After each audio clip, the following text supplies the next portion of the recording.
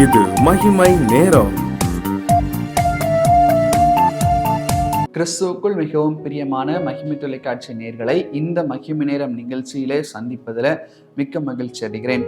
பிரியமானவர்களே, கர்த்தர் நமக்கு கொடுக்கிற இந்த மேலான கிருபைகளுக்காக தேவாதி தேவனை நான் ஸ்தோத்திரிக்கிறேன். பிரியமானவர்களே, இந்த வாரத்திலும் கூட ரோமர் 12வது அதிகாரம் 11வது வசனத்துல ஆவியிலே அனலா இருங்கள் என்று சொல்லப்பட்ட வார்த்தையின் அடிப்படையில நாம் கர்த்தருடைய வார்த்தை தியானித்து கொண்டு வருகிறோம். அந்த பிரகாரமாக இந்த வாரத்துல இந்த நாளில ஆவியிலே அனலா இருக்கிறவர்கள் எப்படி காணப்படுவார்கள் என்று சொன்னால், ஆவியிலே அனலா இருக்கிறவர்கள் கர்த்தருடைய வரங்களினால் நிறைந்திருப்பார்கள்.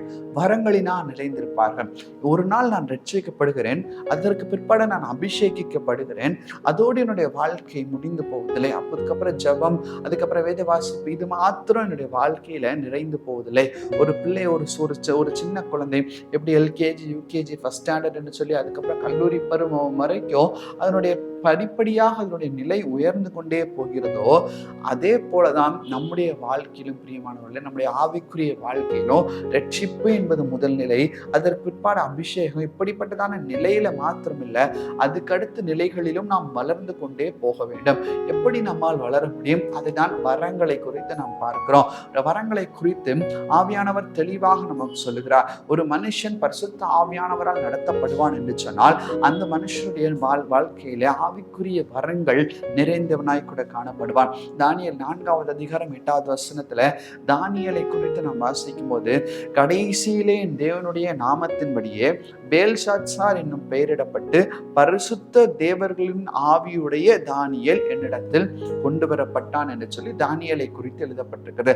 அப்ப தானியேலுக்குள்ளா ஒரு ஆவி கிரியை செய்கிறது. யார் அந்த ஆவி? பரிசுத்த தேவனுடைய ஆவி. அப்படி என்றால் பரிசுத்த ஆவியினுடைய ஆவி இந்த தானியேலுக்குள்ளாக கிரியை செய்கிறது. அது மாத்திரமல்ல, தானியேல் 5:14 நாம் வாசிக்கிறோம், உனக்குள்ளே தேவர்களின் ஆவி உண்டென்றும் வெளிச்சமும் புத்தியும் விசேஷித்த ஞானமும் உன்னிடத்தில் காணப்பட்டதென்றும் உன்னை குறித்து நான் கேள்விப்பட்டேன். தானியேலை குறித்து அதிகமான வார்த்தைகளை இந்த ராஜா எழுதுகிறார். அந்த ராஜா பார்க்கும்போது ஏதோ வெளித்தோற்றமான தானியேலை பார்க்கவில்லை, அவருக்கு உள்ளாக இருந்ததான அந்த உள்ளான ஆவியை குறித்து அவர் எழுதியிருக்கிறதை நாம் பார்க்கிறோம். அதோடு நின்று போகவில்லை. தானியேல் 6:3 நாம் வாசிக்கிறோம், இப்படி இருக்கையில் தானியேல் பிரதானிகளுக்கும் தேசாதிபதிகளுக்கும் மேற்பட்டவனாயிருந்தான்.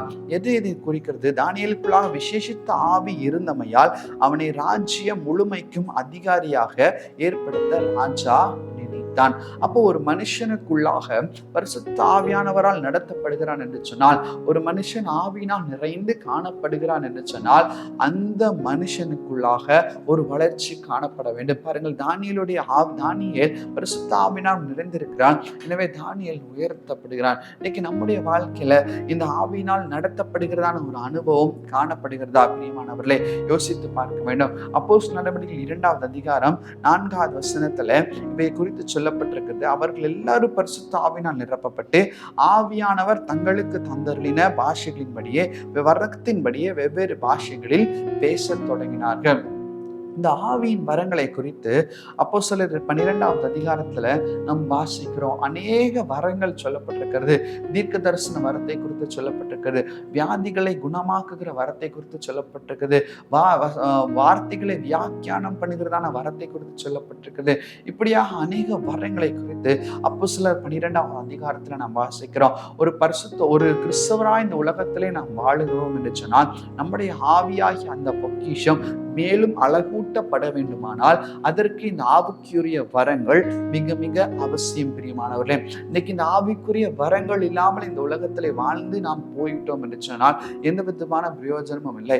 வரங்கள் நமக்குள்ளாக இருந்து செயல்படும் போது உண்மையாகவே அந்த வரங்களை நமக்கு கொடுத்ததான அந்த பரிசுத்த ஆவியானவர் நிச்சயமாக மகிமைப்படுவார். அவர் மூலமாய் நம் மூலமாய் அவருடைய நாமத்தை நாம் மகிமைப்படுத்த முடியும். யோசித்து பாருங்கள், அவரிடத்துல கேட்டு நாம் பெற்றுக்கொண்ட ஒரு வரத்தை நாம் கிரியைகளினால் நடப்பித்து காட்டும் போது அவருடைய நாமம் நிச்சயமாய் மகிமைப்படும் அல்லவா? இன்னைக்கு ஏதோ இந்த சுகத்தை தேடி நாம் அங்கும் இங்கும் அலைய தேவையில்லை. பரிசுத்த ஆவியானுடைய வரம் நமக்குள்ளாக கிரியை செய்யுமானால் இந்த வரத்தின் மூலமாய் நாம் சுகத்தை பெற்றுக்கொள்ள முடியும். இந்த வரத்தின் மூலமாய் மற்றவர்களுக்கு இந்த சுகத்தை நம்மால் காட்ட முடியும். ஏன் நமக்குள்ளாக இந்த வரம் கிரியை செய்ய முடியவில்லை? ஏன் நமக்குள்ளாக அந்த ஒரு வாஞ்சை இல்லை? நமக்குள்ளாக அந்த ஆவியில ஒரு அனல் இல்லை. அனல் இல்லாத காரணத்தினாலதான் இந்த வரமானது நமக்குள்ளாக கிரியை செய்ய முடியாமல் போகிறது பிரியமானவர்களே. இந்த பரிசுத்த ஆவியின் வரங்களினால் நிறைந்தவர்களாய் கூட நாம் காணப்பட வேண்டும். 2 தீமோத்தேயு 1:6 சொல்லுகிறது, இது நிமித்தமாக நான் உன்மேல் என் கைகளை வைத்ததினால் உனக்கு உண்டான தேவ வரத்தை நீ அனல் முட்டி விடும்படி உன்னை நினைப்பூட்டுகிறேன். அப்போ ஆவியானவரால் கொடுக்கப்படுகிறதான அந்த வரங்களை ஒவ்வொரு நாளும் நாம் செயல்படுத்துகிறவர்களாய் கூட காணப்பட வேண்டும். யோசித்து பாருங்களேன், இந்த வரங்களை நாம் நிறைந்திருப்போம் என்று சொன்னால் பிசாசு நம்மை பார்த்து வளரும். ஆவிகளை பகுத்தறிகிறதான வரம் நமக்குள்ளாக இருக்குமானால் நாம் பார்க்கத்தான சாதாரண மனிதர்களை நாம் பார்க்க மாட்டோம். அவர்களுக்குள்ளாக இருக்கிறதான ஆவி எப்படி அவர்களை அலக்களித்து கொண்டிருக்கிறது என்பதை கர்த்தர் நமக்கு காட்டுவார். நம் மூலமாய் அவர்களுக்கு ஒரு விடுதலை உண்டு பண்ணுவார். ஒரு ஊழியக்காரர் இப்படியாக சொல்லும் போது சொன்னார், அவர் பேருந்துல பின்புறமாக அவர் ஏறினார் என்று சொன்னா முன்புறமாக அநேக ஆவிகள் அலறி எடுத்துக்கொண்டு ஓடுமா. இப்படிப்பட்டதான ஒரு வரங்களை உடையவராய் கூட இந்த ஊழியக்காரர் காணப்பட்டார். அவருக்கு மாத்திரம்தான் அதால் முடியுமா?